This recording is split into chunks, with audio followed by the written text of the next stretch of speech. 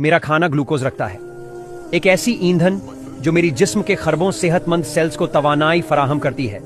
लेकिन यही ग्लूकोज एक और चीज को भी जिंदा रखती है, वो हैं ज़ॉम्बी सेल्स, पुराने खराब सेल्स जो अपनी कुदरती उम्र से ज्यादा जी रहे हैं। ये सिर्फ फजुल नहीं है, बल्कि ये जहरीले मादे छोड़ते हैं जो मेरे जिस्म के सेहतमंद सेल्स को नुकसान पहुंचाते हैं। यही अमल वो है जिसे हम बुढ़ापा कहते हैं। झुर्रियां, गठिया, कैंसर और डिमेंशिया सब इसी वजह से होते हैं। लेकिन जब हम रोजा रखते हैं तो ग्लूकोज की फराहमी कम हो जाती है।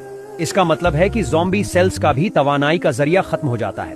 वो आहिस्ता आहिस्ता कमजोर होते हैं और आखिरकार खत्म हो जाते हैं। और यही वो हकीकत है जिसे जापानी साइंटिस्ट योशिनोरी ओहसुमी ने 2016 में नोबेल इनाम जीतने के बाद दुनिया के सामने पेश किया।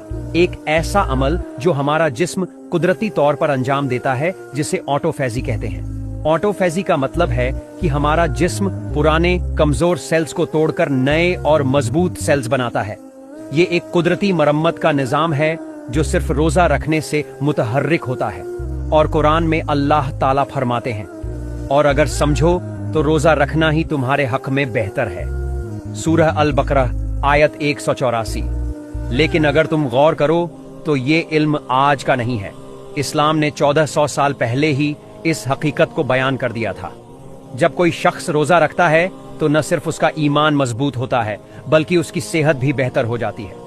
कुरान का हर हुक्म सिर्फ रूहानी फायदे के लिए नहीं, बल्कि इसके पीछे एक जबरदस्त साइंसी हिकमत भी पोशीदा होती है।